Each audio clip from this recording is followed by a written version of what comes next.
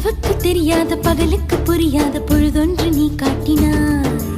இதயத்தில் நீ இருப்பதனால் நான் தூங்கும் நேரத்தில் என்னுள்ளே தூங்காமல் நெஞ்சுக்குள் வாயாடினாய்.